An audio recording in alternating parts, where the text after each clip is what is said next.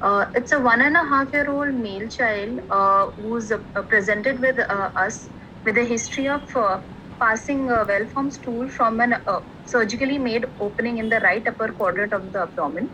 There is redness that is seen around the opening with excoriation, and there have been occasional episodes of bleeding and prolapse from the opening. Daily washouts have been given from the stoma with 100 ml of warm water, which and the passage of water is seen coming out of the rectum after 15 to 20 minutes. The patient has had no history of abdominal distension or pain. There is no recent history of episodes of fever, vomiting, or loose or foul smelling stools. And there is no history of any intolerance of feed or failure to thrive. There's no history of any drug intake. Uh, can we move on to the next slide, please? In the past history, the patient has had the history of chronic constipation, which was present since early infancy, and he was being managed conservatively with enemas and laxatives. Despite the conservative management, the patient continued to have constipation and was thus counseled by a local physician who advised investigations. On the basis of investigations, the parents were advised to undergo a surgical correction.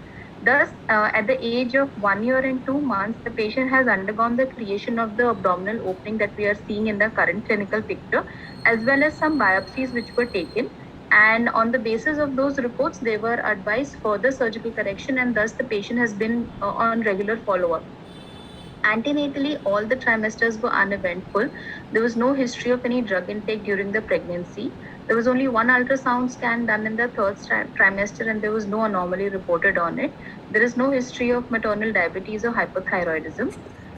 In the birth history, the patient is born full term via normal vaginal delivery with a birth weight of 2.9 kgs and has a history of passing meconium after 48 hours of birth. Can we move on? Dr. Shruti, before Yes, sir. moving on to examination, Yes, sir. just can you tell me, you have not told us any family history of Hirschsprung disease? Sorry, sir. There is no family history, no similar history in any of the siblings or in any history on the paternal or the maternal side. Sir. Important? Yes, sir. Family history is important because some cases, especially of longer segment, like if Hirschsprung's disease can be associated with a positive family history, or can also have a genetic underlying. Okay, Dr. Shruti, and you have not given us any dietary history. What child is taking? Child is on mother's milk or child is on normal diet, whatever. Till 6 months of age, child was on exclusive breastfeeding and then was started on weaning foods. And currently, child is taking all like all normal foods, like all vegetables and fruits, whatever the parents take. The appetite is good, and there is no history of any failure to thrive. Because Dr. Shruti, in all children presenting with constipation, one should take the history of this diet. What? Because sometimes most of the time what happens, the child is on mother's breast milk only. He is not taking anything. He is not taking solid foods at all. Okay? Yes. This is very important. And whether this child toilet trained or not. Because I operated at 1.5 years of age. So, do you think that toilet training is important or it can be done in later age? No, so toilet training is important, and especially in patients with constipations because they tend to have a passage of hard stools and they become refractory to the toilet training. So it is essential that the parents must daily get the child to sit in the toilet for at a fixed time for a fixed duration so that there is passage of stools. Otherwise, they will develop withholding habits and it will be even more difficult for them to pass stools. Okay, good. Professor Kaniska, you want to ask some question in this? I was just asking her about the weaning. So, was there a weaning tried in this child at all? That's what she's telling. Yes, sir. So the parents give the history that till 6 months of age there was exclusive breastfeeding, and after that the weaning they did try to start him on normal food, and the parents, the mothers. Symptoms during weaning. Was there a change in symptoms during weaning or no? Yes, sir. After once the weaning foods were started, they observed that the child was constipated. That point should have come out. Okay, proceed. No issues. Dr. Shruti. Yes, sir. You missed the vaccination history also. Immunization, sorry. Immunization. Child is Sorry. immunized or no? Yes. So you did not utter any word about immunization. Okay, go ahead.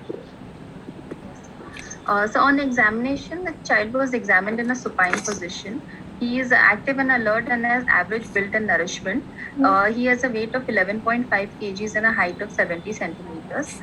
All the vitals are within normal limits, and there is no parallel icterus, cyanosis, lymphadenopathy, or edema. There are no dysformic facial features that are seen, and the generalized head-to-toe examination is within normal limits. Can we move on to the next slide, please? What is percentile of this height and weight? This is above the between the 50 to 70, 50th to 75th percentiles for his age. And why you uttered this word, no dysmorphic features? What is in your mind? If for considering Hirschsprung's, there is association with Down syndrome, so we have to see if there is any dysmorphic facial features are present, which could. Very good. Go ahead. How long is it after the colostomy that you are examining the child now? 3 months after the colostomy. 3 months. And before that, 15 months, the child was without a treatment. So the child is actually nutritionally okay then. In the 2 months, he has recovered all what he had lost before. Is that what you're saying? So he had been on management with enemas and laxatives. So he had periods of waxing and waning where he would gain weight and lose weight. But after the colostomy, in the 3 months, he has definitely gained weight and has improved nutrition. Okay.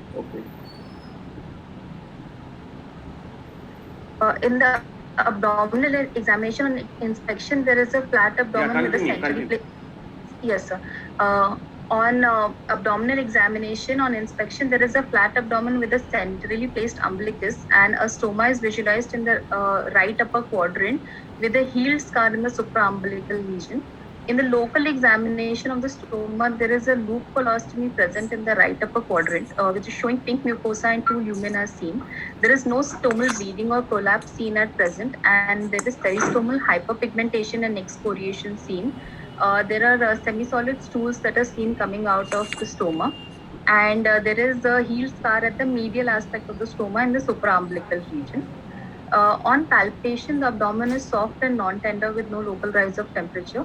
There are no palpable fecalomas or any organomegaly, and bowel sounds are heard on auscultation. In the perineal region, on the per-rectal examination, there is a normally sighted anal opening with a maintained anal tone. On PR examination, gripping is present, but there is an empty rectum on the distal rectal examination. The genitalia is normal and the bilateral descended testes are palpable. Rest of the systemic examination is within normal limits.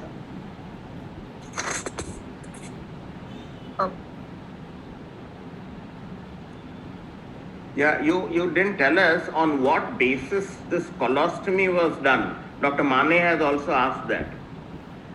Yes, sir.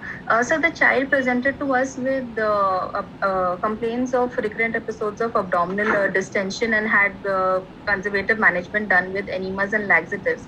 And he was above 1 year of age. He also had a contrast study which was already done outside. So on the basis of suspicion of Hirschsprung's disease, we decided to take him for an exploratory laparotomy and decided that he needed our stoma formation as well as multiple intestinal biopsies. For that reason, we have done we have done a stoma in the right upper quadrant and taken biopsies at the same time. So you did the stoma, you did a laparotomy, and then you took the biopsies, and based on the operative findings, you have done a stoma. You don't have a rectal biopsy before the laparotomy. No, sir. Fine. No, but what was the finding on barium enema? So on the so we have images ahead if you want to go, or I will tell you the findings. Yeah, you can do that. Yeah, sure. It's better. Show those old ones. So this was the barium enema which was done, which is showing a collapsed rectum, and there is a transition zone that is seen in the rectosigmoid region, and there's a dilated sigmoid and the proximal bowel that can be visualized. So your diagnosis on this was rectosigmoid Hirschsprung's, isn't it? Yes, sir. That's what you thought. Yes, sir. But the stoma that you have done is right transverse. Yes, sir. Okay. Do you have any comments on that, or that is the usual way you do it? Because you're doing a blind stoma, you do it right transverse. Yes, sir. Yes, sir. As our institutional policy, so we will. Agree. Okay. Go ahead. Yeah, proceed. Go Now ahead. how to proceed with this? So this actually the images that we have is the one of the X-ray abdomen that was done in the early. Yes, sir. This was done prior to the formation of the colostomy, this and the barium enema, and on the basis of that, the patient underwent stoma formation. Now it has been 3 months since the stoma formation, and patient is maintaining well. There has been weight gain, and parents are able to take care of the stoma. So now we have to further counsel them for a definitive procedure, for a pull-through procedure. So that will be the next step. So we'll be counseling the patient, the parents, to go ahead for a pull-through surgery, and then and also keeping a protective colostomy at the same time, and then doing a colostomy closure at a third stage. So 3 surgeries you are going to do. Yes, sir.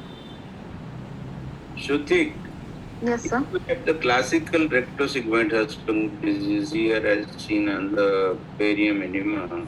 Yes, sir. Why you don't go for this Hartmann procedure rather than going for transverse loop colostomy? But I didn't get you, sir. Do you know Hartmann procedure for Hirschsprung disease? Yes, sir.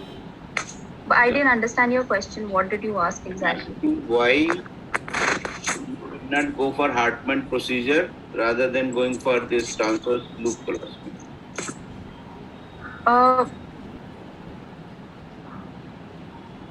You have not seen. So actually, I have not seen. I've only read about the procedure, but because there is a dilated colon, we would like to decompress the bowel first, and that is why we have done a transverse colostomy, and then we would plan to do a definitive procedure, because at that time to bring the dilated to close the dilated bowel would be difficult.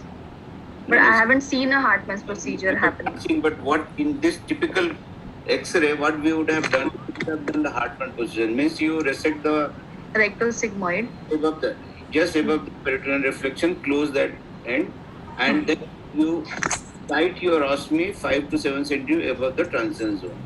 Okay, sir. Send this block for histopathological examination. So they will confirm that on distal part is biopsies, ganglion cells are absent and proximal ganglion cells are present. That will confirm your diagnosis of What Dr. Narasimhan is saying is, instead of doing a right transverse colostomy so far off, you could have gone 5 centimeter above the thing and done that, which is one way of doing it, so that you will save so much of bowel and close the distal one. Resect and close the distal one. That is what will be 2 stage only rather than 3. Okay, sir. No problem. You should know, Shruti, these are the options available. Whatever Yes. you are doing in your issue, that is fine. Yes, sir. Kanishka, whether we can go, we can ask about barium enema and all those things, because we have to spend 1 hour here also and to teach PG students also. Professor Kanishka.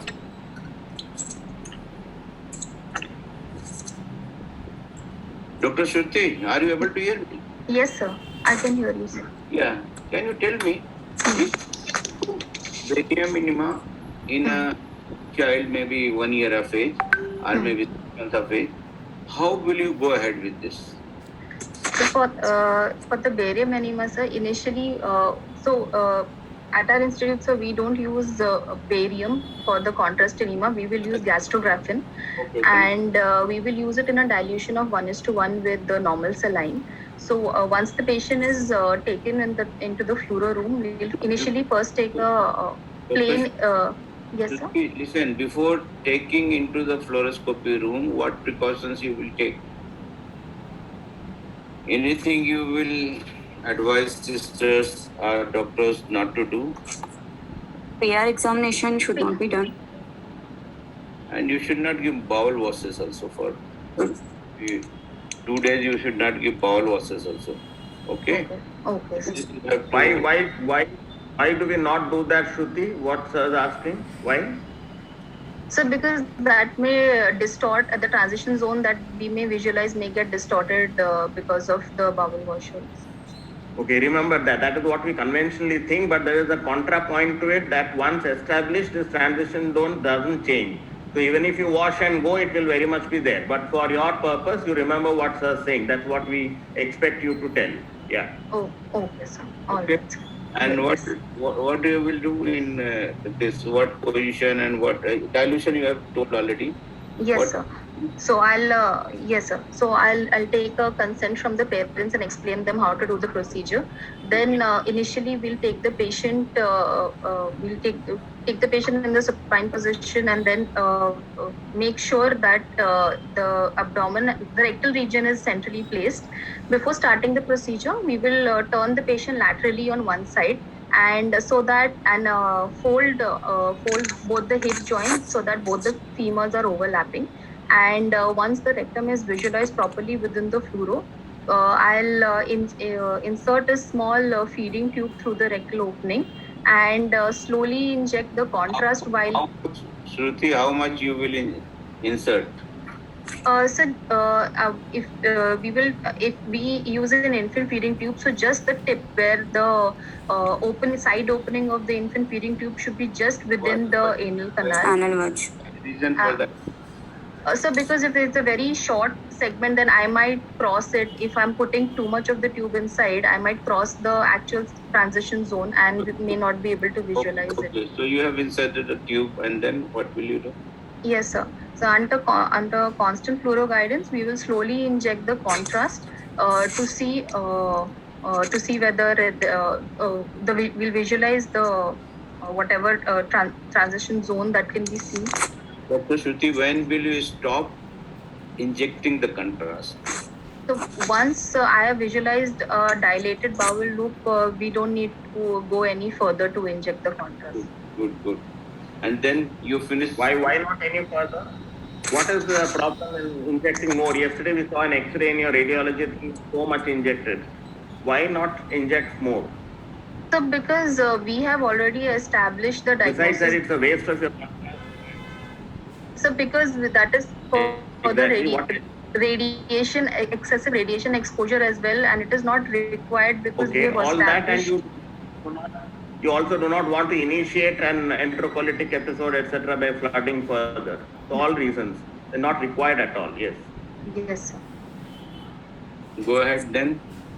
So after taking an image in the lateral, we can make the patient supine and take another image so that we have different views to identify the collapsed as well as the dilated bowel and the transition zone.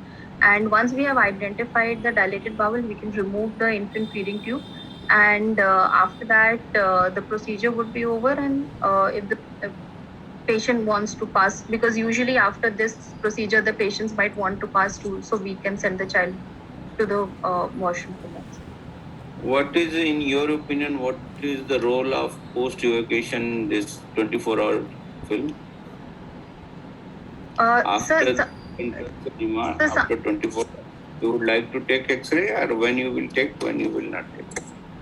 So as a protocol, usually we will not always take a 24-hour X-ray, but if we are not satisfied with the image of the transition zone, or we are not sure that we have identified that, then we can take a post 24-hour X-ray, because there will be retention of the contrast, which will also suggest that the patient is suspected to have Hodgkin's disease. In your center, you are using a water-soluble contrast. Can you use 24-hour film? So that may not stay for the 24-hour film. Thinned out variant may be a better option. Correct. Okay. What is rectosigmoid index, Dr. Shruti? Sir, rectosigmoid index is calculated by dividing the diameter of the rectum by the diameter of the sigmoid, and usually if it is more than one, it is normal. But if it is less than one, that would mean if the sigmoid has a larger diameter than the rectum, it would be suggestive of Hirschsprung's disease. So it is inversed in Professor, Hirschsprung. you ask any questions on this radiology? No, sir. Shruti, this is not a usual thing, but in one or two circumstances, if you do not delineate proximally, you can miss something which looks like Hirschsprung but is actually not Hirschsprung. Can you tell me one or two of those uncommon situations? They look like Hirschsprung with the dilatation, but then when you further fill proximally, you find it is something else. What are those? One or two conditions which mimic Hirschsprung? I'm not sure. Somewhere you can have a dilatation and a narrowing and a dilatation and a narrowing. Some intestinal neuronal dysplasias can present like that. No. We are uncommon, of course. One is a segmental dilatation. We have segmental dilatation of colon, so it might be in that area, in the sigmoid area, which is a common area for that, and you might miss it because proximal to that it will be narrow. And the other one is skip segments. Skip segments are very, very uncommon, and that is another thing. But don't worry, that's nothing to worry about. Go ahead. Yes, so. Go ahead. So these are the only images that we have in the presentation. Is there a next slide? Now I think you should tell us about what you plan from now onwards. Now that you've established the diagnosis, you have a stoma which is right transverse, and you have that segment of bowel which is there, and also what you are planning now. Let us. Yes, sir. So now that we are biopsy report. We were suggesting that you could have done a Hartmann's and a sigmoid colostomy, although it would have been a blind thing. Or so that versus what you have done, what is the difference in management? Would that have been easier, or this is easier? What is the difference in management? I mean, in your. So what we are planning would be a 3-stage procedure. So that's just in fact one another surgery and another anesthesia which is there. For our procedure, so we have already done biopsy, so we know the level at which the ganglionated cells are present. So when we are planning a pull-through procedure, we are quite sure that the take biopsy. So that is not a difference. They are also the take biopsy. So, what's the other difference? Important practical difference in your preparation. In your case, you have to prepare the distal bowel, which is quite a bit. Yes, sir. So we won't be able to give any distal washouts. So any if there is any stools that are present in that segment, it will be difficult to evacuate that. So you can give distal washout and wash, but it's a long bowel to prepare. Okay, go ahead. So that's one important difference. Yes. Of course, Shruti. Yes, sir. Suppose periamina doesn't show any classical Hirschsprung disease. Okay, no transverse zone, no dilated segment, nothing. And you want to go ahead, what will be your next option? So we can plan. You leave this child. The child comes to you with constipation. You are suspecting Hirschsprung disease. You have done the contrast enema. It is not showing classical Hirschsprung disease. What will be your next step? What will you establish, prove your diagnosis or disprove your diagnosis? This is inconclusive radiology, what sir is asking. So rectal biopsy can be done. So I can do a suction rectal biopsy that can be done as an OPD procedure, yes, and that will give me evidence of whether there is presence of whether it's a Hirschsprung disease or not. Go ahead. So that establishes the diagnosis. Yes, sir. So once my diagnosis is established, now I have to consult This is the biopsy report. So go through it and tell us if this sounds okay or you have any more doubts. So in this, we have taken multiple biopsies, starting from the level of peritoneal reflection, then going up to the high sigmoid colon, and then to the right transverse colon, just where the stoma is made. So at the level of peritoneal reflection, we can see that there are no ganglion cells and there are hypertrophied nerve bundles.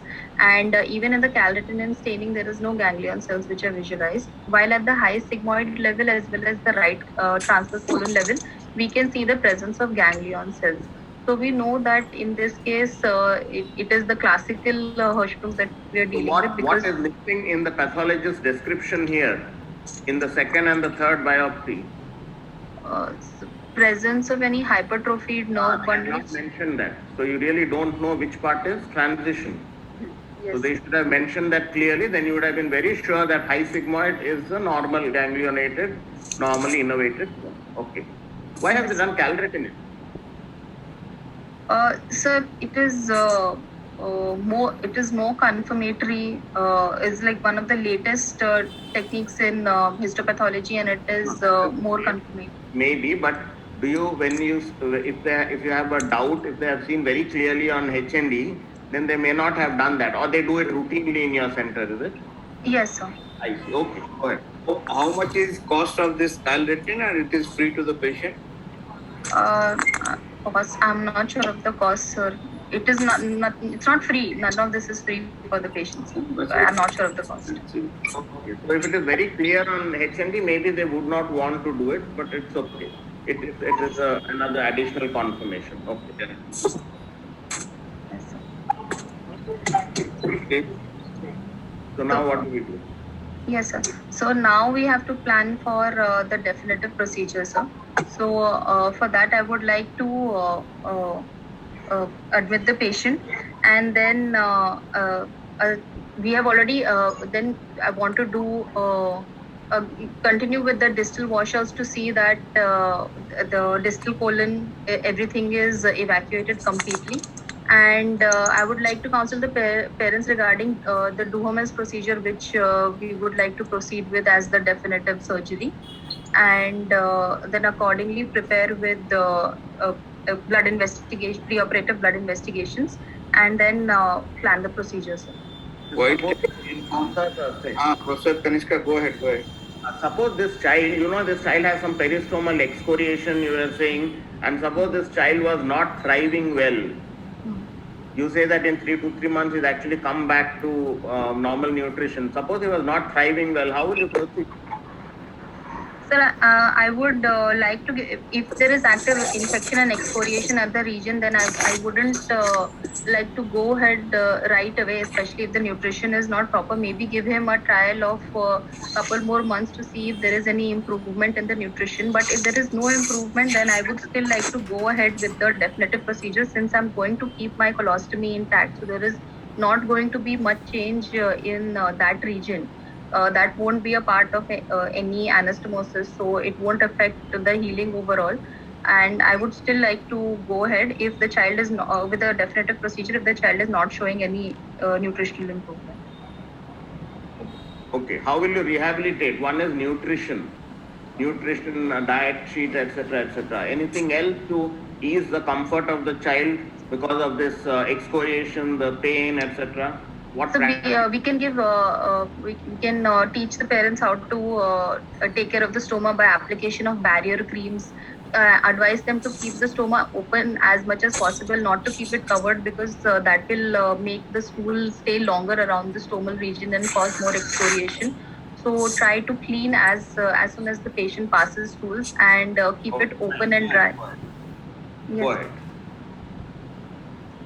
Keep it open and dry, and apply some barrier creams there, sir.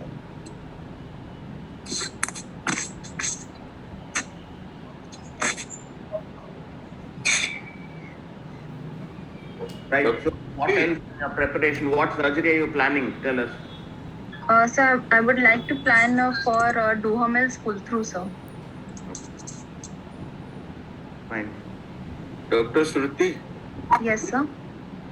While taking informed consent from the child, what happened to them? Yes, sir. while taking informed consent from this center above. What will you explain to the parents? Sir, I will inform them that this is a pull-through procedure in which we'll be bringing down the normal bowel, and then we will be making an anastomosis down near the anal opening, and there can be some risk of leak or infection at the anastomotic region, and later on the child that region may even become narrow, and later on the child may require some local care or local procedures. And in the long term, there may even be again risk of constipation, which is everything that I will explain to the parents. That despite doing a definitive surgery, these things can be a risk factor in the long term. So he will require bowel management after the procedure as well. May require some proper dietary management, as well as occasionally, obviously after complete healing has taken place, may even require occasional enemas if at all if the child is still constipated. You did not tell them. Dr.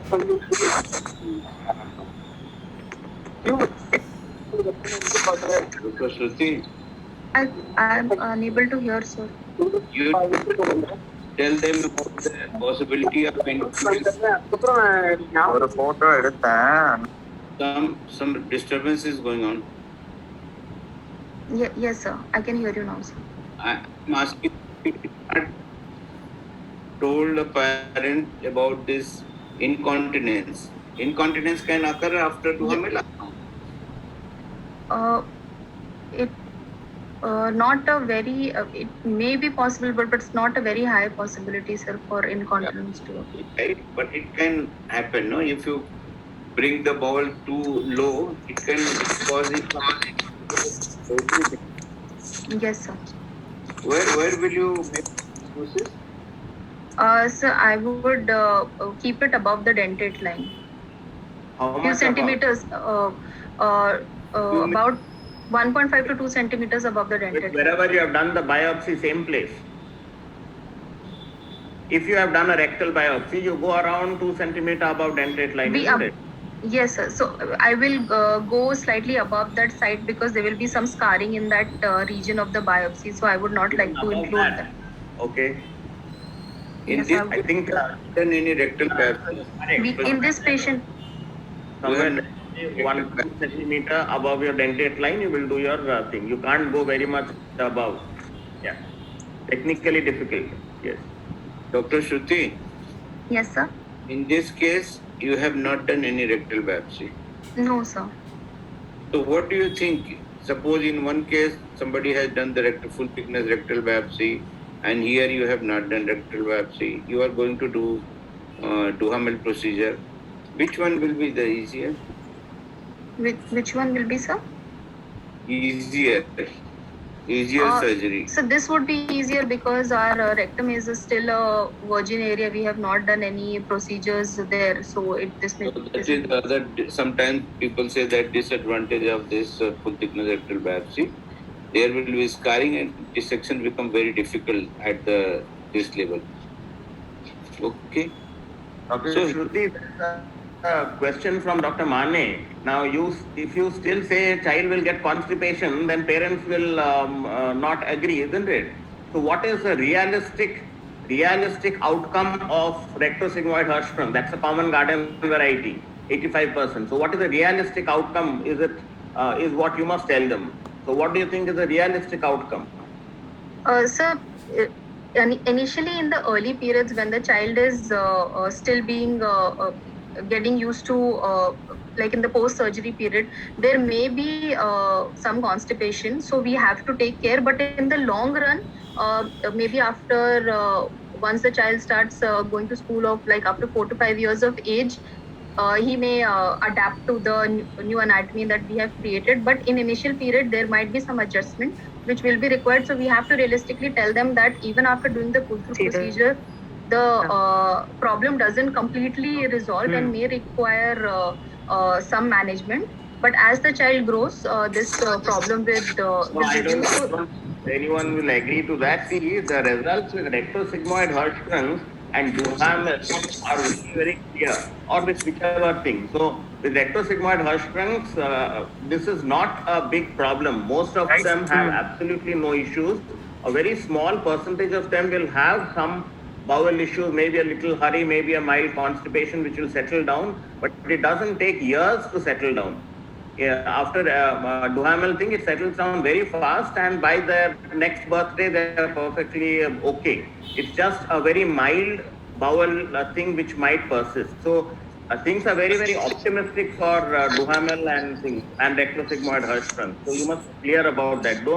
You can't give them a very sinister outcome, which is not true. Okay, that's the point he was trying to make here.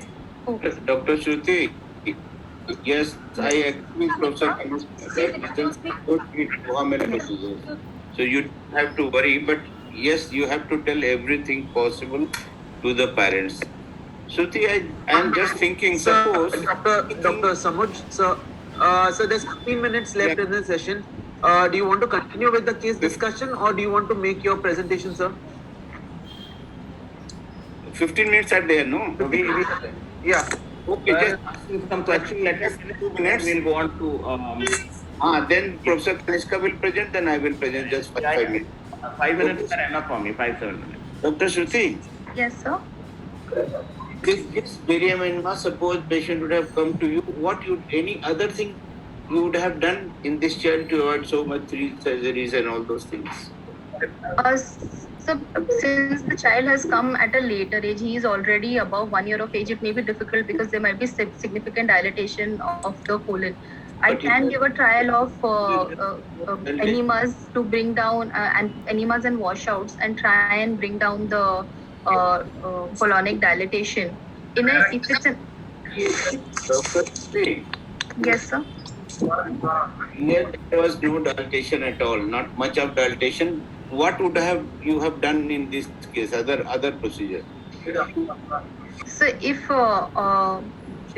the bowel is not too dilated, we can think of doing a primary pull through. Also, once I have a rectal biopsy, which is establishing. What's your choice of primary pull through? Transanal pull. You could have done the single step transanal pull through. Transanal. Age is not a criteria. I have done up to 9 years of age. Oh, okay. So age is not a criteria. That is depend upon the expertise and the frozen section facilities and all those things. There are separate indications for that, but that could have been done in this case. So it would have avoided 3 surgeries, no scar in the abdomen, everything. Okay, no problem. Professor Kanishka, you present your presentation first. Yes, sir. Can I have my presentation, Rahul? Thank you, sir. Yeah. अरे ये नहीं है यार, कनिष्का का दूसरा है. Doctor Rahul, हाँ, शुरू करो. Yeah. Can I have the first slide?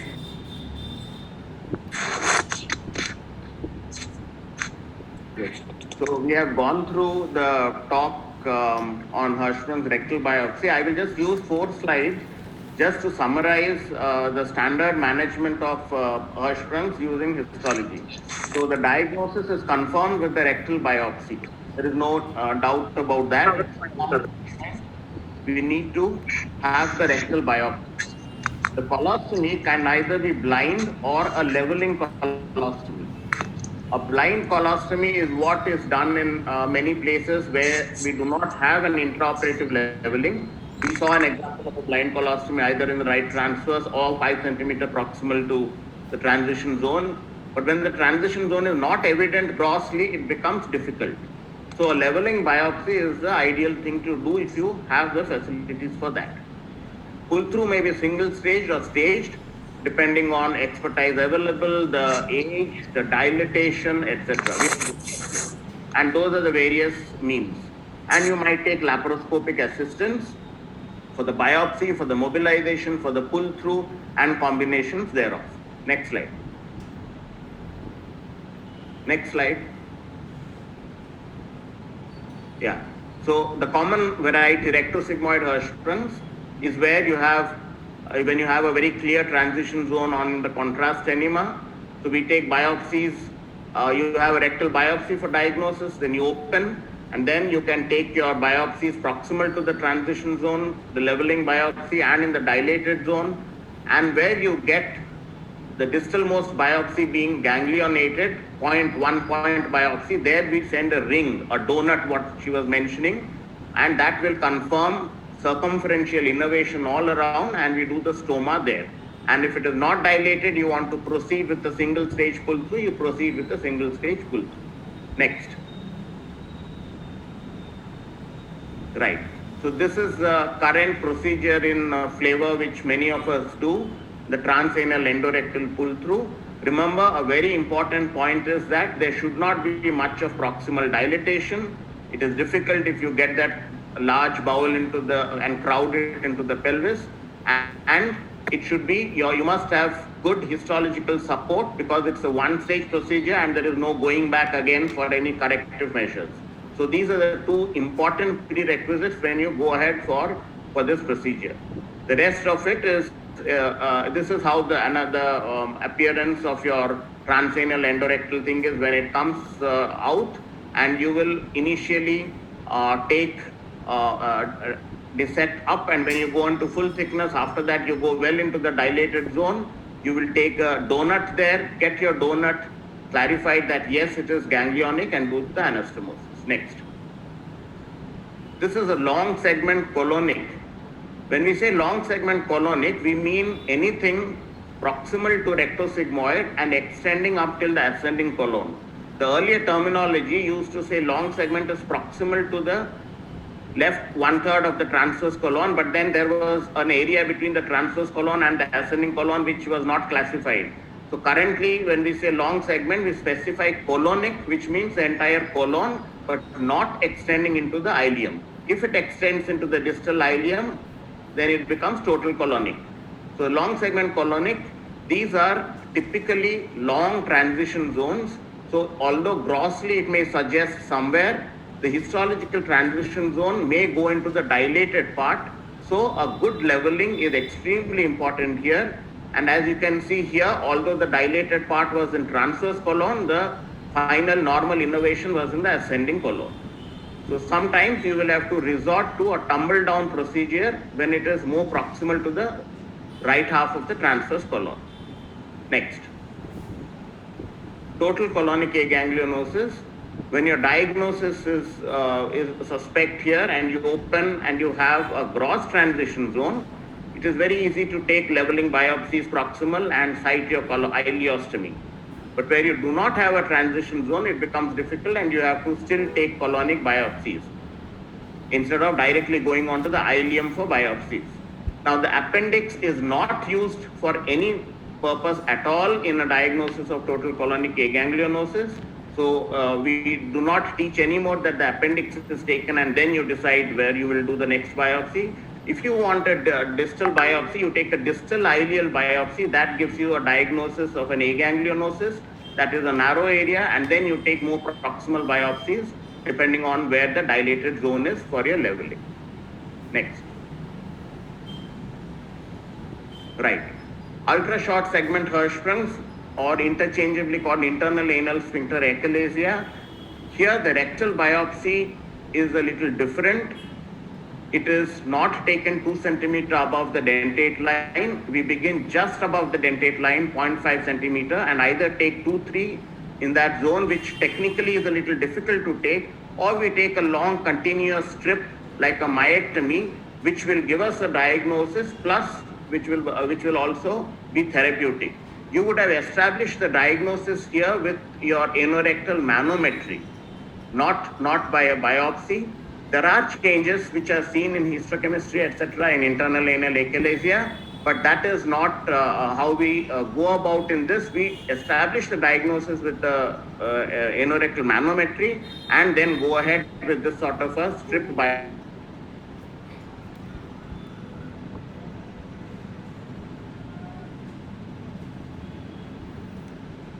Sir, we are not able to hear you. Kanishka Das, sir, we are not able to hear you. Maybe last slide, just Any other slide there?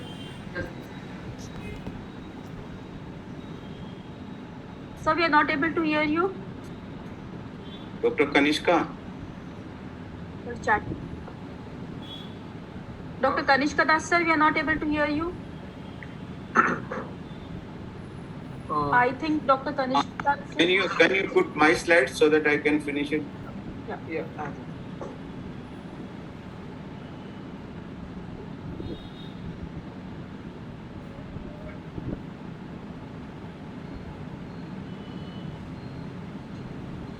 Okay, second, next slide. See, this is the barium minima done in a 10 days old neonate. 10 days. Or maybe 2-3 days before, because at the age of 10 days, I have done the single stage transcendental endorectal pull through for this neonate. So, people say that contrast enema is not diagnostic in neonate. We don't believe in our institute also. If we have to suspect husband disease, we will go for this contrast enema. And this is one of the contrast enema done in less than 10 days of old. Next.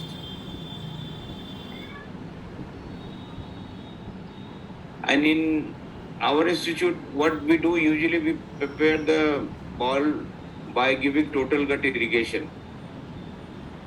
So we inject infused normal saline through rice tube at the rate of 25 ml per kg per hour till the effluent is clear. Usually it takes 4 to 6 hours. Why we give at this rate? Because at this rate, the sodium saline is not absorbed from the bowel. Otherwise, there will be retention of the sodium chloride everything. Next slide. See, this is lone star detector. This I'm showing, this is very good for this anal surgery. See, here you can see all the things here. Very nice uniform detection of the anus. Though we don't have also, I have used in AIMS Rishikesh while doing transanal there. So this was available there. We are trying to procure it, but this is good one. Next one.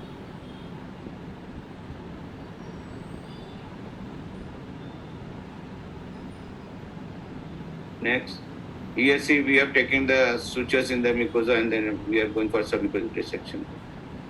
And this is a procedure we are doing for single state. Here you can see, we are using the same that we are using silk suture to detect the anal canal. Okay, next.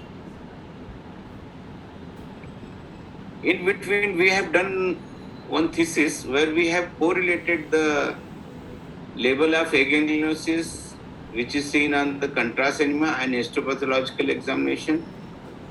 So, next slide, please. We have included about 30 patients, out of which 6 were excluded, and we did in 24 patients only. Okay, so we have compared the level of transient zone on preoperative contrast enema film and peroperative visualization of the transient zone. And these were subject to the frozen section and then confirmation on histopathological H&E staining. Okay, next. In previous presentation from Bangalore, the madam was telling the same thing, from where we have to take the biopsy and send for the frozen section. Next one. See here, we are showing the transient zone, whatever seen on the contrast enema, and the visual assessment and frozen section taken by the surgeon. They all correlated in almost 100% of the patients in our case, in 24 cases. Next. That's why we believe on barium enema picture for husband disease. And we believe in no other condition you will see the classical narrowed segment transient zone and then the dilated zone. This is one of my child of single state transient and Dr. Pulthru. This photo was taken with his consent and parents' consent. He is very happy. He is doing engineering. Next slide, please. These are some of the patients who underwent single state transcendental and Dr. Pulthru. And this is a video. See this one, the third one. Can you click on that video? Yeah. So during curfew, he was घंटी बजाओ corona भगाओ वाला जो slogan था मोदी जी का, he was doing the same thing. Okay. Thank you. And the next slide, anything is there? No, thank you. Thank you so much. Thank you very much. Professor Kanishka, you are here. Yes, sir. Yes, sir. Thank you very much. No, you want to say Thanks something? to everyone. Two slides are there. No, I think they are quite clear on the subject. If they have doubts, they will put us up in the chat box. Thank you. Thank you, Professor Kanishka.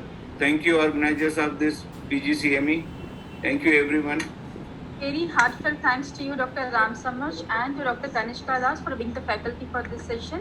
And since we are running behind the schedule, we'll quickly move on to the next session, which will be the discussion on obstructive jaundice.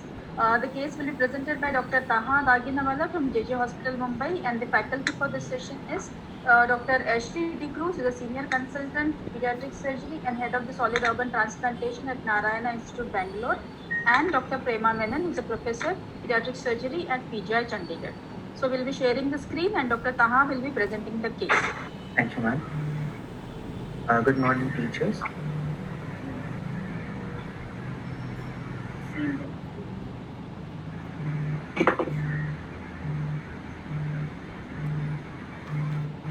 Yeah, you can go ahead. Your Yes, presentation. the informant for the patient is his mother.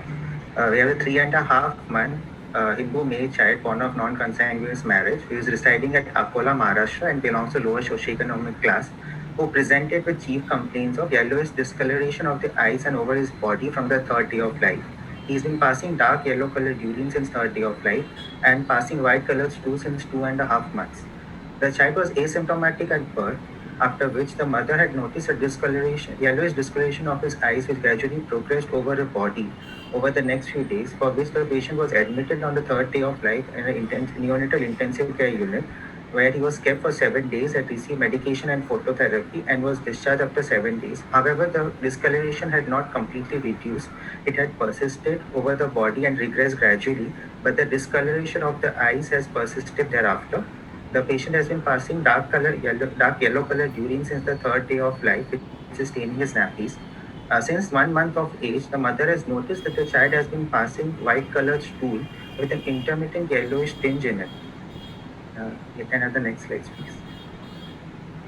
Next one. This is the color of the stool which was. This is the color of the stool which he has been passing. Next slide. So there is no history of fever, no history of loose stool and vomiting for which he has been admitted or has been treated. There is no history of repeated blood transfusions or drug intake after the previous neonatal ICU admission. There is no itching and scratching. There is no bruisability or hematoma over the immunization site. There is no history of constipation or seizures in the baby.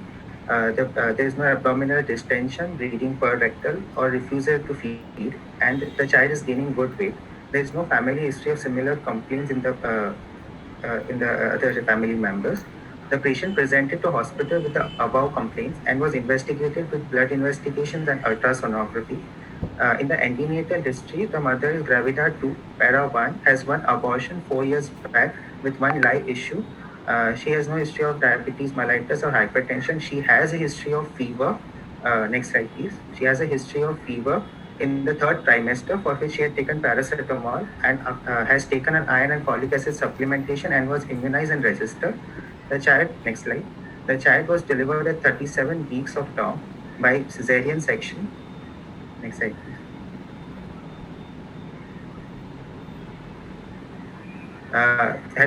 Birth weight was 2.5 kg, had cried immediately and had passed meconium in the first 24 hours of life, which was normal green color. The child had passed during the first 12 hours, which was normal in color, was breastfed immediately, and the history of NICU admission for third day of life for jaundice, which was for 7 days. The child has been exclusively breastfed this, next slide. The child has been exclusively breastfed till date. He accepts feeds well, is passing clay colored stool and dark colored urine. There is no history of similar complaint in the family and is immunized the second month of age. This is a general examination. Just 1 minute. Can we stop at this history? Yes. You mentioned that this jaundice was noticed at the third day of life. Yeah? Yes, sir. And there was dark colored urine at that time. Yes, sir. And but the pale stools maybe appeared a little later. Yes, sir. Can you just tell us all, is there any significance in this early presentation? So the significance of this early presentation is that the condition, like we are expecting that initially the jaundice which has set in might be a physiological jaundice, but then it has persisted over time. And as of now, initially the child was passed. There was some patency in the there was some bile flow which was there for which the child was passing normal color stool, and over time the bile flow has decreased and the child has been passing gray color stool since 1 month of age. Can I, Yeah, so can this- I ask? this- Yes. Go ahead, Prema. Sorry, good morning. Nice Good to morning. have you on the panel. No, it's okay. Go- I'll ask after that. No problem. No, please go ahead. No, I just wanted him to go back to the first. Can you go back to the first slide? Yes. Yeah. So, just wanted to check a few things here. So you have said informant is mother. Is there anything else you may, because you finished the history also? Is there anything else you would like to know about the mother? Ma'am, the mother is not having any history of diabetes, mellitus, or hypertension. She is into a non-consanguineous marriage with her husband. She has one history of abortion, which has been there previously. There is no family history of similar complaints in either side, from the paternal or the maternal side. And she has no history of drug intake, which she has taken during the pregnancy. And even other methods of conception, she has not taken any other assisted reproductive techniques or any other assistance for that. Any blood test of the mother which you would like to know? Because it's a child with jaundice. The mother and the baby were RH compatible, and the APO blood group was also compatible. Yeah, okay. So anyway, you must have asked. The second thing is about the religion of the child. Do you think it's a child with jaundice? So although on the face of it, it doesn't look nice to say all this, but since especially you're in Maharashtra, is there any link to jaundice with certain groups of people maybe? Some parts of the country, some conditions may be more common. Can you think of any cause of jaundice? So I understand that in Parsis, G6PD deficiency is a little higher. Maybe in Punjab also, we have seen here quite a few, and that can also lead to jaundice. So, I mean, whatever we ask, there should be a relevance. And also, you have told us about lower socioeconomic class. It doesn't really matter for us when we are treating, but even then, maybe any regarding treatment, would it affect this child, you think? Ma'am, considering that the child is having jaundice and appears to be a surgical jaundice, in the long run, considering the prognostication of such babies, if we want to provide him a definitive care, then access to tertiary care and to more refined techniques of definitive solutions like liver transplant would be difficult in such patients. Ma'am. Yes. Maybe at the end of your examination, if you want to counsel, it might be of use. So again, I think sir was also asking you the same question, the importance of each of the things which you have told us in this first slide. That is the jaundice being first noticed. Yeah. So can you tell us which part of the body is jaundice first noticed in a newborn? Because you would have seen newborns in your surgical ICU also, with TEF or any other condition. When Yes, you ma'am. examine them, Ma'am, in the newborn, in the neonates, the jaundice typically appears in a craniocaudal fashion. So it first appears in the eyes and the head and neck region, then progresses over the trunk up to the umbilicus, up to the knees, up to the ankles, and in very severe cases, it will even appear on the palms and the soles. is there any link to the level of bilirubin? Ma'am, according to Kramer, it is up to the neck. It's 4 to 6. From the neck to the umbilicus, it is 6 to 8. From the umbilicus to the knees, it is 8 to 12. Up to the ankles, it is 14. And on the palms and on the feet, it will be 15 or more. once it comes to palms and soles. Why is that? I mean, why is it seen later? Or why is it not visible always, palms and soles? Maybe because of thicker skin, I think that's what they say. But yeah, but you can have a rough idea about the severity of jaundice from that. And Dr. also, before I forget, yeah. Before I forget and lose it in the discussion, I just like to take up with your discussion on low socioeconomic condition. I think as a student and as a future pediatric surgeon, you should keep your open mind on that. You don't exclude treatments from anybody for whatever their socioeconomic condition is. Is that clear? Yeah? Because I will tell you later, and maybe we can discuss this further. You can find any sort of resources for all people. Yeah? Right, sir. Good. But anyway, you thought about it. And that's important because that's also a social issue. Yeah. Yeah. Go ahead with your So to general examination, the child is comfortable, alert, and playful. The temperature is normal to palpation. The pulse is 126 per minute in the right radial artery. Normal in force, volume, and tension with no radial or femoral delay. Respiratory rate is 32 per minute. The blood pressure is 86 by 52 millimeters of mercury in the right brachial artery in supine position, which is in the normal centile. Icterus is present. There are normal facial features. There is no pallor, edema, lymphadenopathy, cyanosis. There are no petechiae, scratch marks, palmar erythema, or visible telangiectasias. The anterior fontanelle is normal. The head circumference is 35 centimeters, length is 57 centimeters, and the weight is 3.5 kg, which are all within the normal centiles for his age. The back and spine is normal, and the genitals are normal. In the systemic examination, I would like to examine the abdomen system. Next slide, please. So on next slide, please. On inspection, there is generalized distension of the abdomen. It moves with respiration. There is a 2 by 2 centimeter swelling which is present over the umbilical region, which becomes tense on crying.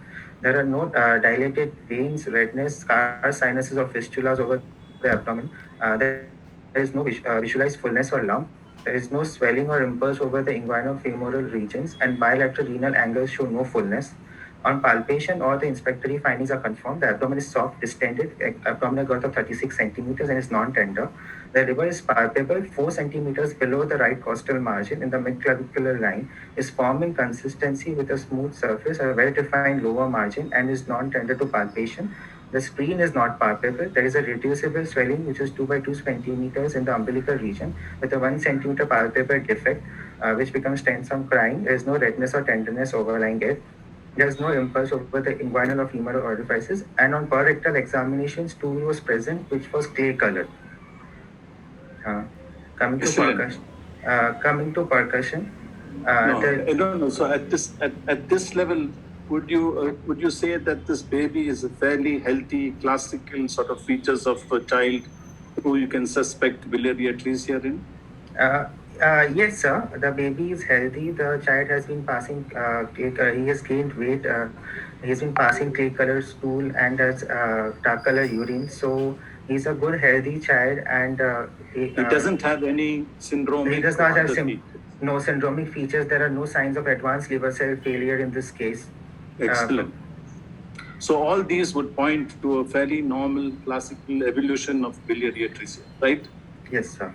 All right. At least from this point of view. Okay. Can I just ask? In the abdominal findings, you only mentioned the liver, not feeling the spleen. Yes. Is that of significance? Sir, splenomegaly, sir, in these patients can be associated if we are suspecting other syndromes or such as hemolytic anemias and other. Even otherwise, even if we are suspecting biliary atresia and if there is cirrhosis which is setting in, then splenomegaly would be a finding in such patients, sir. So not finding is on palpation is a good sign for us. Okay. All right. Prema, yeah. No, the one or two things. One is this weight. I don't agree with you that it's normal because this baby is 3.5 months old. Yes. In the previous slide, I think somewhere you have shown us it's 3.5 kg. Yes, you put it as normal center, but a baby who is born, let's say the weight is 2.5, 2.5 kg. Yes, when ma'am. does the weight or how does the weight increase with that? Because these are kind of markers about the general condition of the child, isn't it? So Yes, even ma'am. though you said everything is fine, it may not be, because you have a child with jaundice who may not even digest the food. So are you Yes, sure ma'am. about this being Ma'am, the normal? median expected weight for his age would be 5 kilogram, would be 4.5 kgs actually. Yeah. 4.5 kgs. But considering the standard reference growth charts for Indian population, and when we are charting it on it, it is well within the 75 percentile for his within the 50th percentile in fact for his age. I felt it is a bit lower than that. That's okay. So apart from that, from the history, like you were mentioning, sir was asking about the spleen, sphenomegaly, and not able to palpate. But you also mentioned hemolytic disease. So when does jaundice because of hemolytic disease, when does that present? What is Ma'am, classical about? it usually presents after the first 70, it usually presents within the first 24 hours of life and then persists beyond the third to fourth week also, ma'am. So that is the classical, that immediately within the first 24 hours it presents with the high reticulocyte count, pallor is there, history of repeated blood transfusions will be there in such cases, and then the jaundice, which it persists even beyond the third and fourth week of life. Yeah, I mean, you had that history that started on day 3 of life. Yes, ma'am. So, but here again, the child got admitted in NICU. Then it was thought that the jaundice had become less. So, Yes. but you haven't given us a lot of details about that admission in NICU. Ma'am, the child was admitted for 7 days, starting from the third day of life, had received medication, intravenous medication, had received phototherapy for the same. Breastfeeding was not withheld during that time. They had continued breastfeeding in particular. And after 7 days, when the child was discharged, there was still discoloration of the body, which was there, which then gradually subsided once the child was at home. Yeah, but I would have liked you to tell us, because NICU is the same hospital where the child is now admitted. No, ma'am. Just But do you have any LFTs or bilirubin from that admission? Because that also may have helped. No, ma'am. There are no reports. No reports.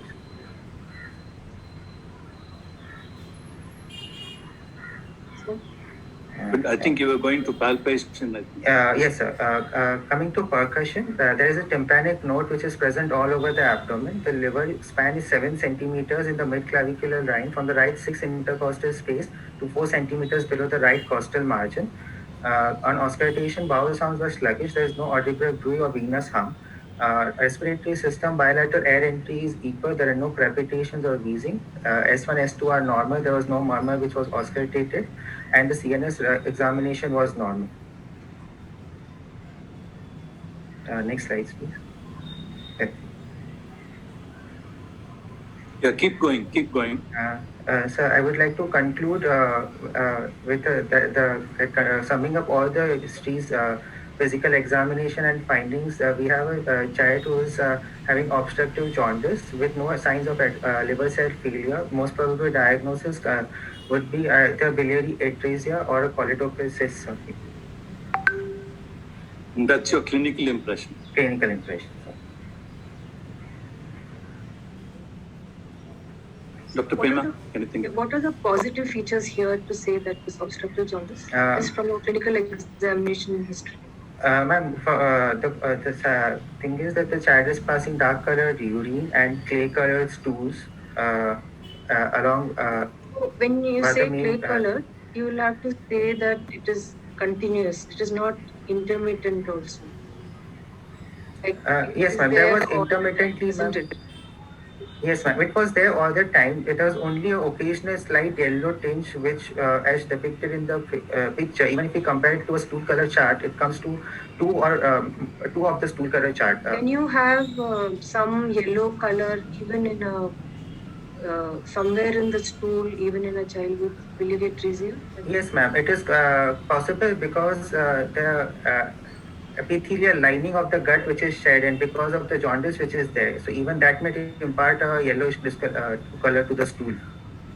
So can the jaundice be intermittent in any other condition? Because you seem to have made up your mind it's biliary atresia, but is there other conditions where it may not be continuous, but the child may still have almost similar features?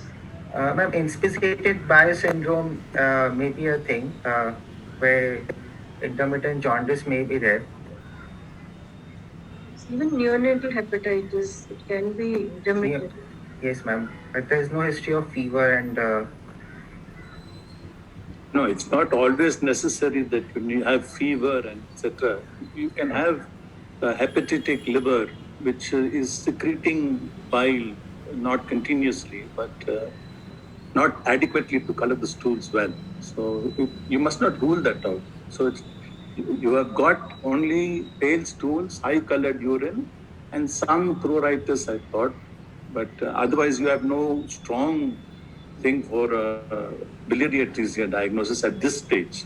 Maybe you'll go forward. Yeah. So I also want to ask you, like, this child was admitted in NICU for 7-10 days and then went home, but seems to have come to you only now. So, in between that, what happened? Were they taking some DC medication? What was happening? Because a child who was admitted, mother had LSCS, so obviously baby was born in a hospital and then got shifted to NICU, I guess. And usually pediatricians always, they're very careful. They always give good advice. So why is it there's so much of delay? Ma'am, the child was in a rural area in Akola, Maharashtra. They had consulted a physician over there where the baby was continuing multivitamins. She was even apprehensive of the stool color because it had started from 1 month of age. But at that time, she was reassured that it might resolve and there's nothing to worry about it as of that. And when she presented the child was to the hospital, the baby was 3.5 months old. So, in the history also, you have said that the child had no fever. So, just once more, can you just tell us? Because in the history itself, you are obviously trying to rule out many things, isn't it? Yes, ma'am. So, ma'am, there is no history of fever. There is no history of episodes of vomiting and diarrhea, which excludes severe dehydration for us for the baby. There is no history of repeated blood transfusions which would be having indicated for a hemolytic condition if it was present. Along with that, there is no history of similar complaints in the family members on the paternal or maternal sides, and syndromic conditions and associations which are most likely inherited in autosomal dominant manner for biliary atresia can be ruled out. Otherwise, ma'am, other metabolic conditions which can be associated are less likely in this condition. Yeah, but how do you differentiate each of them? Can you tell us how to differentiate from the history? A little more detail. And not everything is autism.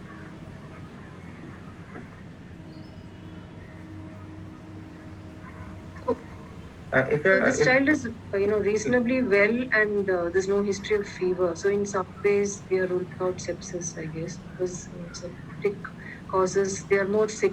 Here you have a well child, which is supposed to be a feature of biliary atresia, at least in the beginning, although he's crossed the good age for it.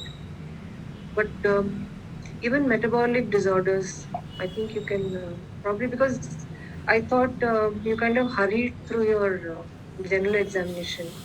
Like somebody has put up in the chat box also, there are syndromes, which they are very rare, but there are syndromes. So those things would have been added to your general examination. So now, and the child has normal facial features. So what exactly are you looking at? Ma'am, a broadened forehead, deep-seated eyes, a prominent thin chin would be indicated of an allergy syndrome, which is a bioduct positive syndrome. But his facial features were not dysmorphic and were completely normal. Are there other features in this syndrome?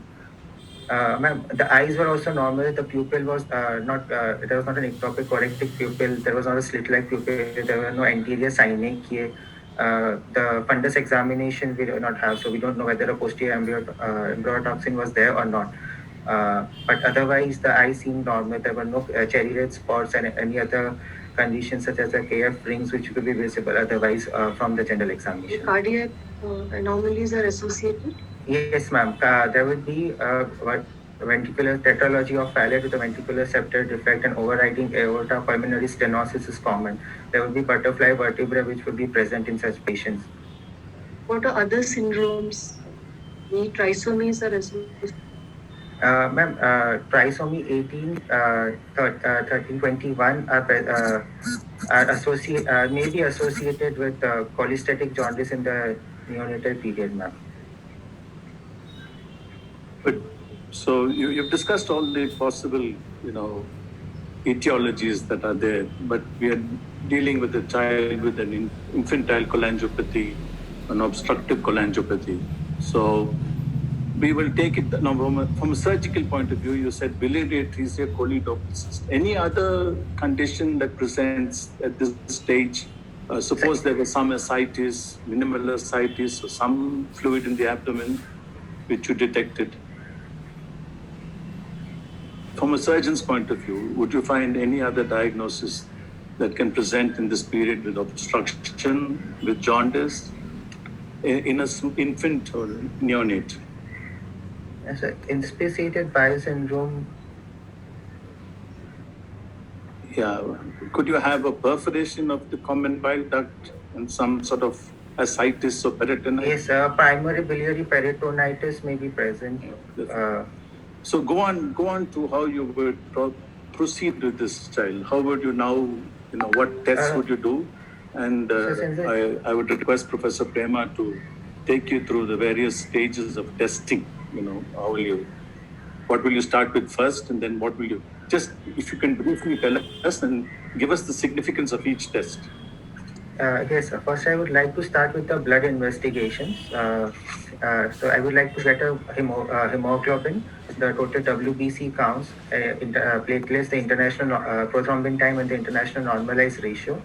Then we will go for the liver function tests, the ALT, AST, alkaline phosphatase, gamma glutamate transferase, the main first, the bilirubin, direct and indirect components, and serum albumin levels also. Can we have the investigations? Hemoglobin for the child is 9.6, the WBC counts is 11,000, and the international normalization. The INR is 9.1, bilirubin is totally 7.4, the direct component is 6.8, and liver enzymes SGOT, SGPT are alike, otherwise alkaline phosphatase is marginally raised, but gamma glutamate transferase is significantly raised in the field. What is the importance of each of these? Like, what are they indicating?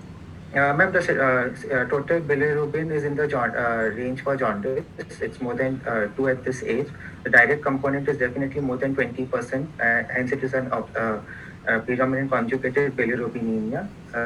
The liver enzymes are within the normal range as would be expected, and they are not signifying any liver injury. The alkaline phosphatase is a marker of obstructive conditions, but it is still not beyond very much elevated as compared to the higher range. The gamma glutamate transferase, however, alkaline phosphatase specific for liver in this age, or is it because of others? No, ma'am. At this age, because of bone remodeling, also the alkaline phosphatase is raised. Hence, the gamma glutamate transpeptidase, which is significantly raised, like 50 would be considered the normal limit. It is much above it, and it is well above the 50 higher cutoff. So that is significant, which indicates a obstruction at the biliary tract. The international normalized ratio is even the albumin and the total proteins are normal, but the prothrombin time and INR is prolonged, which we would like to correct in this. Can you briefly, quickly tell me the functions of the liver, because it helps you to really understand a lot of things. Ma'am, there is an excretory function and the synthetic function broadly. So, in the excretory function, it mainly handles all the toxins, converts a breakdown of all the toxins which are delivered from the gastrointestinal tract are filtered out. There is breakdown of hemoglobin into heme and globin, from which the heme is converted into biliverdin. the iron molecule is left out, and the biliverdin is further converted to bilirubin, which is then conjugated, and the conjugated form is then bound to albumin and is circulated in the blood and excreted via bile. Once in the gastrointestinal system, it is acted upon by the enteric bacteria, which converts it into stercobilin, which gives the stool its yellow color, and remaining, which is again acted upon, where a part of it is absorbed back and is taken up by the intestinal epithelial cells and for enterohepatic circulation. From the synthetic point of from the synthetic point of view, it plays a role in synthesis of important coagulation factors, the albumin proteins which are there, and also for and since the it has a function in the bile acid secretion, so it also plays a role in major fat absorbed vitamins, ADEK, ma'am.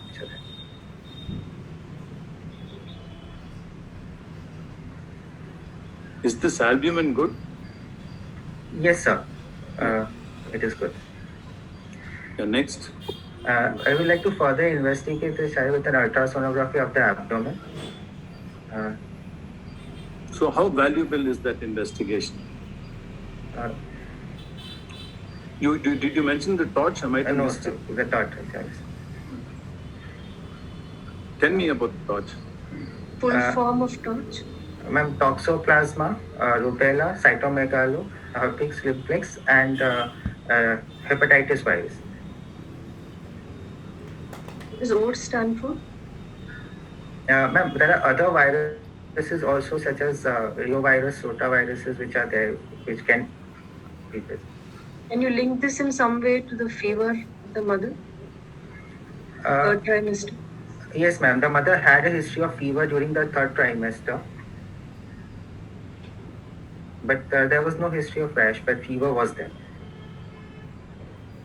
What was the significance? Dr. Prema wants to know what was the significance of these two things. So there is a high, if there is a torch titer was positive, and if there is a history of infection, then these viruses are notorious for causing fibro-obliterative changes in the biliary tract, and hence the chances of atretic conditions are more in such patients. Any specific one which will give more importance to? That the mother could have had an infection and transmitted it to the child, and the child could be manifesting with a hepatitis or an obstructive cholangiopathy. Okay, go ahead with the next. What ways can the fetus or baby get transmission from? So the different routes in which the child can get infected? It can be transplacental. Usually it's just transplacental route, which later also. Later it is because from direct contact with the mother. Also, even during delivery, and of course handling by the mother. Yeah. Because there is a big role of at least viral. There's a strong doubt that it's a viral infection.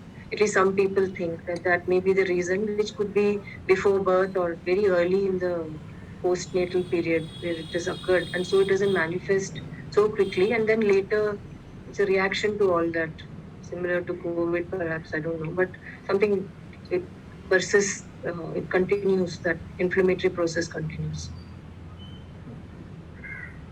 You mentioned ultrasound.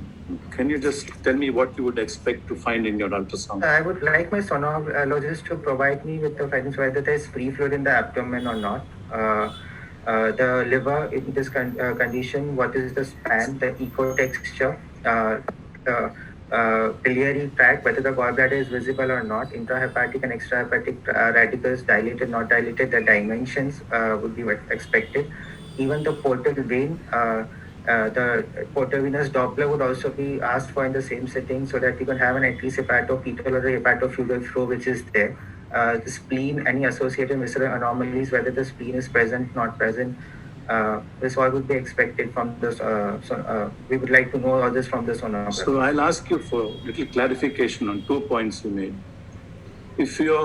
When you talk of echo texture, what do you mean by echo texture, and what do you compare it to? Say that the liver has got normal echo texture. Sir, usually, sir, the liver is the other organs are compared to the liver ecotexture, but if it is having a granular or a nodularity which is present inside. Nodularity will be difficult to find at that early stage, no? You mean there will be an enhanced brightness of the liver? No, sir. It will appear more white on the sonography. So that is, it will be enhanced. The Yes. brightness will Yes, be sir. enhanced. Yes, sir. So probably. Then you mentioned this using Doppler, color Doppler. Yes, sir. So you said centripetal versus centrifugal. So what would that mean? Sir, like if we are considering hepatic condition and if portal hypertension, if there was ascites and other conditions which are associated, then we would like to know whether if there is intrahepatic resistance is increased, there are cirrhotic changes and fibrotic changes which have already occurred in the liver, then there will be some the normal hepatic flow, which is hepatopeter, will become hepatofugal and they will be diverted away. Good. Is there any relationship between the hepatic artery flow and the hepatic portal flow? Early in biliary atresia and later in biliary atresia? If you don't know, don't worry. It's just that the arterial flow compensates later when the portal flow diminishes. Understand? Yeah. That can happen in later cases. You follow? Yeah. Okay, so that much for ultrasound. You don't have ascites. The spleen is not very enlarged, or the spleen is not multiple or absent. That is also important. Next slide. Understand? Yes. Yeah. So, and your liver is a little brighter than usual, which shows that it's probably got some inflammation. Yeah. What else? Quickly to the next investigation, because I think we've got another 15 minutes. Can I just ask him? Of course, Prem. Of course. Sorry. So no, it's just the size of the gallbladder. Can you? What is the normal size and what is the usual expected size in biliary atresia? Because this doesn't look. In the usual variant of biliary atresia, we would have a very small non-visualized gallbladder, or it would be atretic. Roughly, can you tell the size in normal and maybe small atretic? Like, is there any cutoff or anything like that? I don't The know size. that sonography cutoff. Yeah, because this is almost like a normal gallbladder size. I would say if it's below 1 centimeter, 0.5, or you hardly see it, it's buried in the liver, then what, it doesn't happen all the time. So even in biliary atresia, you can get it. So I was just wondering what your thoughts are.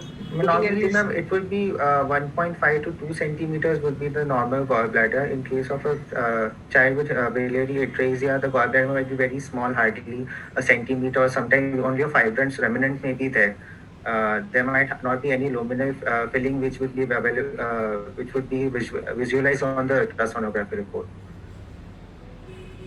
Good. Next investigation that you would like to suggest? I would like to suggest for a HIDA scan, sir, phenobarbital primed HIDA scan in this particular case. Yes, go ahead. I'm just listening. Is the priming done only with phenobarbital? So even phenobarbital and ursodeoxycholic acid is also given along with that. Phenobarbital is for the hepatic enzyme induction, and ursodeoxycholic acid is for a cholinergic effect to stimulate bile flow. Okay. How valuable is this study? This is a negative study if there is no excretion of bile in the gastrointestinal tract beyond 24 hours. If there is a negative study, like if there is excretion into the GI tract after 24 hours, then we will virtually rule out biliary atresia for the baby. But if there is no excretion, even if after 24 hours, then the possibility of biliary atresia is very likely. Is there any comment on the uptake? So uptake of the liver in advanced cases might be impaired, but usually in early cases it is well preserved. So. Any false positive? So in case of severe prolonged neonatal hepatitis in a later stage, when there may be extensive giant cell proliferation and liver synthetic function might not be so good, even in that cases, we might get a false positive scan and there might be no excretion because of decreased liver functions. Okay, so you've done the HEDA scan in this particular patient? They might be having the report, sir. Negative. Do you have a report for us? No. No, sir. We did not do an HIDA scan in this patient. Oh, all right. And let's go on to the next one that you would like. So once the height.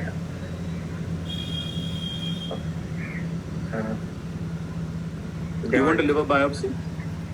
Sir, at this case, I would like to prefer to go for an exploration, exploratory laparotomy, and would like to explore further since the HIDA, if the HIDA scan was available, then I would prefer to go for a HIDA scan. And if It's not available. So the next thing that you want to do is to go for a laparoscopy. I would prefer to do a transcutaneous true-cut biopsy, sir. You want to do a biopsy. Any Yes. prerequisite for this biopsy? So the INR has to be corrected since it was deranged, and we can go for the biopsy, sir. The true-cut biopsy would be. Okay. There is the report before you. Bile ductal proliferation, marked cholestasis. That is what was seen, I think. I don't know how they mentioned gallbladder, atretic, etc., etc. But that was intra-op. Intra. So if the liver biopsy gives us this. What is this fibrosis index? What is your understanding of that? So F1 is a lesser grade and up to F3, F4 is the maximum fibrosis which is there, sir. I don't know the This is a index. pathological grading. Yes, sir.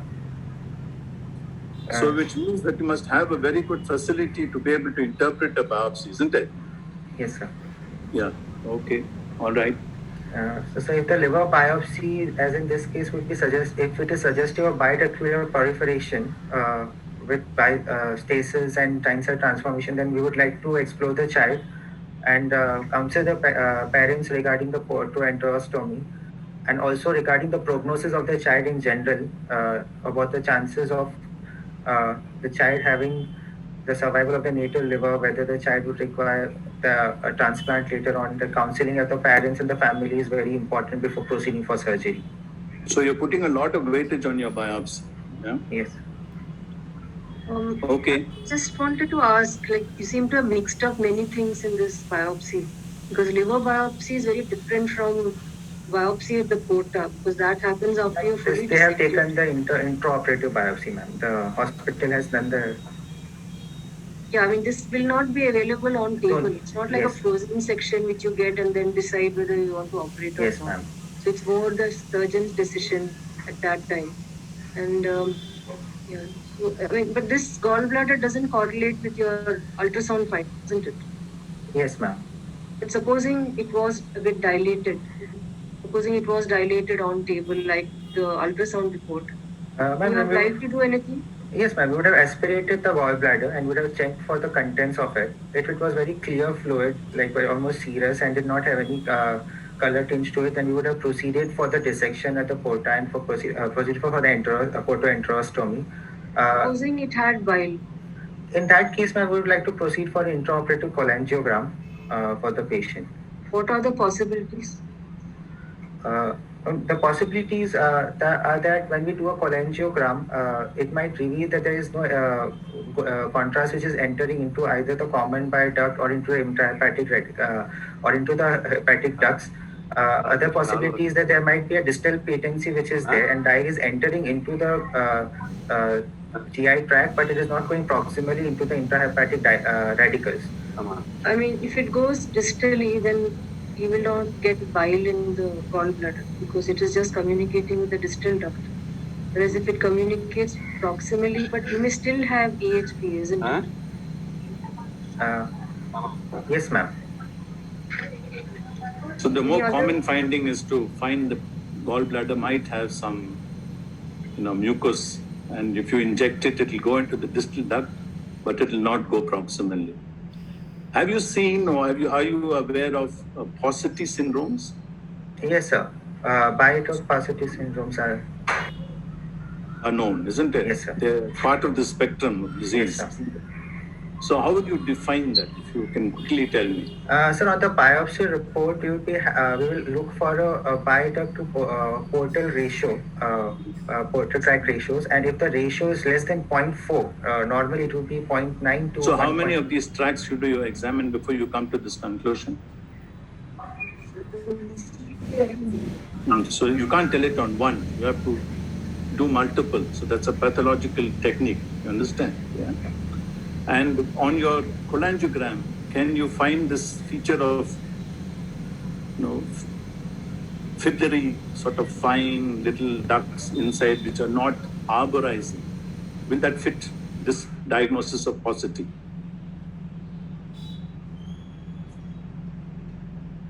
So that's more homework for you. Check on the radiology of cholangiography. Okay?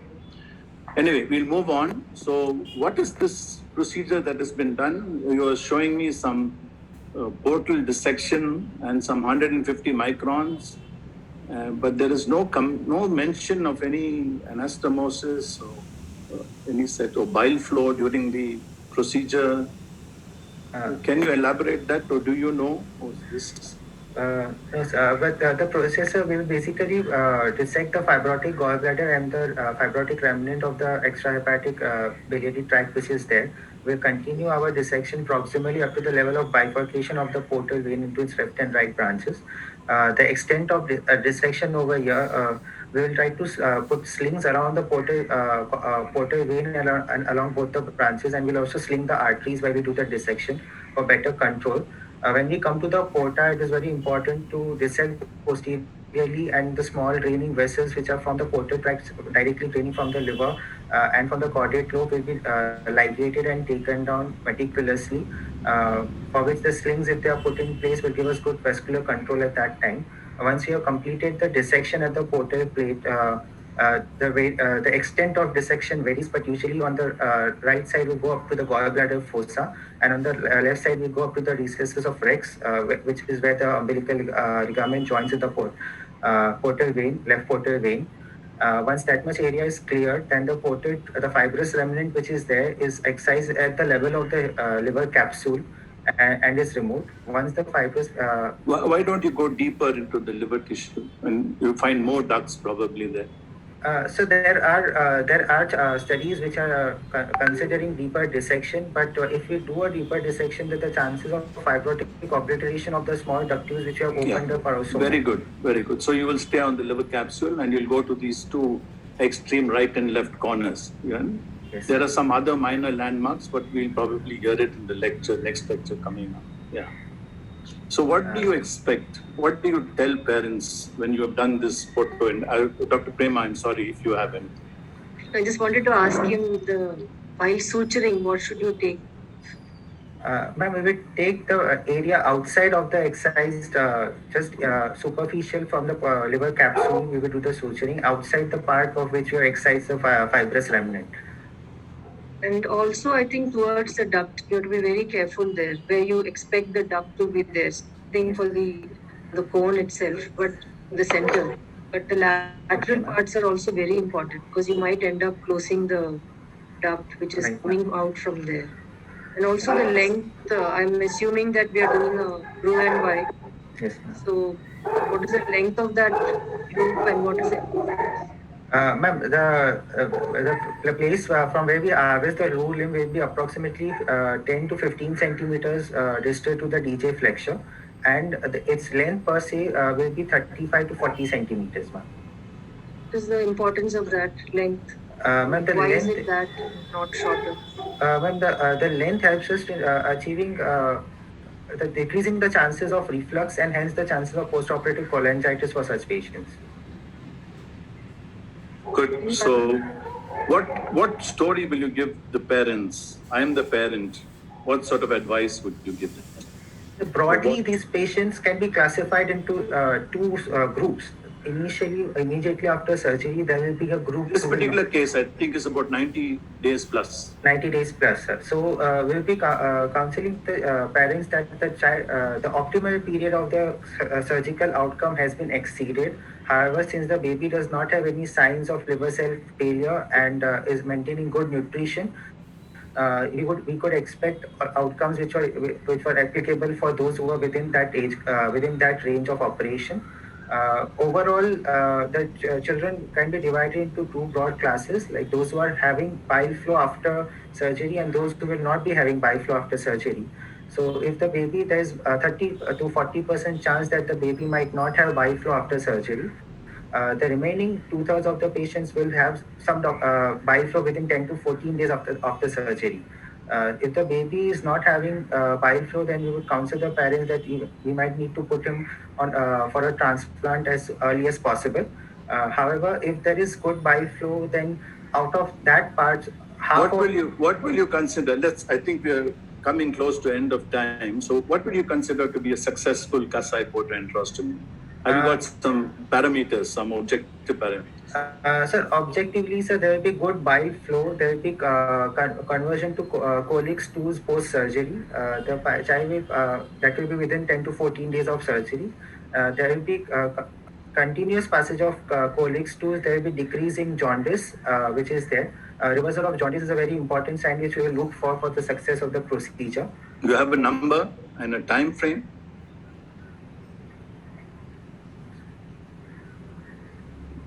You would like to find out when liver function normalizes, and you will say this is success, so this is. At 3 months post-operative. Anyway, that's homework. Then keep going. Any other? Would you recognize cholangitis? Ma'am, a child who has been operated for a portoenterostomy when presents with fever, vomiting, sepsis, there's acolic, he will have acolic stools, and there will be again reemergence of jaundice. How can you prevent it, or by any medicines? What is the role of antibiotics and steroids? Ma'am, we will be giving the child chemoprophylaxis at discharge. Trimethoprim and sulfamethoxazole at 2.5 milligram per kg per day is given for chemoprophylaxis in such babies. And it does help in preventing the incidence of cholangitis, and hence further liver damage can be avoided. You'll use it in very small babies, sulfamethoxazole? Not before 1 month of age, sir.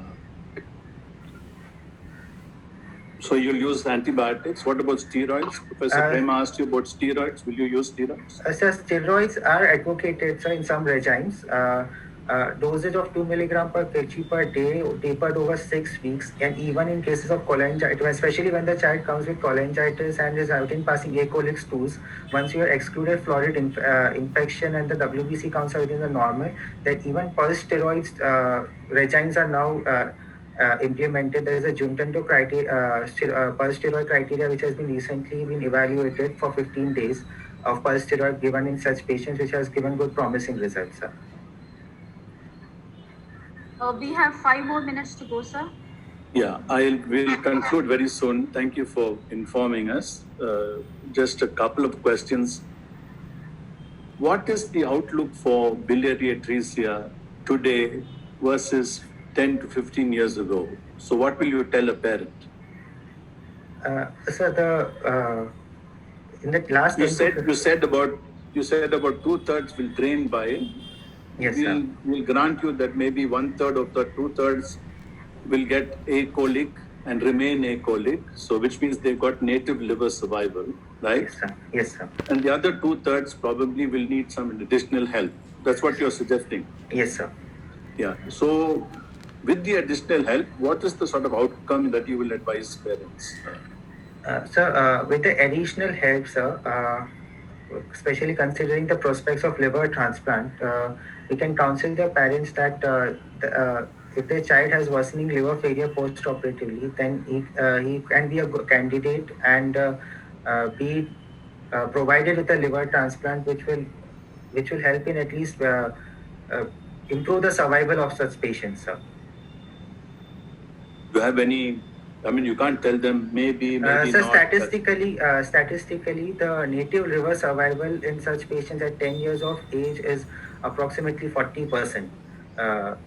out of the entire cohort of patients, sir. The remaining at 10 years, the post portoenterostomia, 10 years of age, they will have to be on the liver transplant, sir. And the mean age at which the liver transplant is done post-operatively after a failed Kasai, one which has shown some conversion, but then has become acolic, would be approximately 5 to 6 years after the procedure, sir. The mean transplant age would be that. But this is not in all centers, isn't it? I mean, Yes, this sir. is if you cumulative data, Yes, it's sir. not uniform. No? Yes, But sir. yes, with liver transplant and with the Kasai procedure, is there any role for doing a primary liver transplant? Sir, only the patients, if they are presenting after at an advanced stage beyond the third, like if they are presenting late after 3.5 months, the child already had signs of liver cell failure, there is ascites, portal hypertension, then in such cases, we can offer a chance at primary liver transplant, sir. Yeah, so if there's decompensation, you'd probably say, refer them for a transplant. Yes, sir. Does a previous Kasai spoil a transplant or interfere with the transplant? Sir, except for the additions and the additional blood loss and some prolonged time duration of the surgery, it does not affect the outcome of the transplant, sir. So Kasai will always remain the first procedure. Yes, sir. You accept that? Yes, sir. No, that's good. Thank you, at least from my side. Professor Prema, anything that you want to ask him? Just to congratulate you, I think you've done pretty well on this case. You've discussed all the possible causes, both medical and surgical. You were able to cone down on 2 of the 3 surgical causes that are common, right? I'd encourage you to check on if you're using investigations, you must know their validity, how reliable they are, especially HIDA, biopsy in which centers. These are not uniformly available everywhere for the postgraduate students, So they have to go by sometimes operative cholangiography. And during operative cholangiography, a lot of findings are there in the texture of the liver, the softness of the liver, the pliability of the liver, neovascularization on the liver surface, nodularity of the liver. All these are probably contraindications to proceed any further. You understand? Yeah? Doing a Kasai is a difficult operation, I must tell you. So it should not be undertaken lightly. And doing it in a decompensated child, even operative cholangiogram, a decompensated child has a very high mortality, a significant mortality, let me say, not a very high. It's about 5 to 8%. So you should not take an operative cholangiography even lightly in a decompensated child with ascites and deep jaundice. Okay, so these are some of the concluding remarks I can make.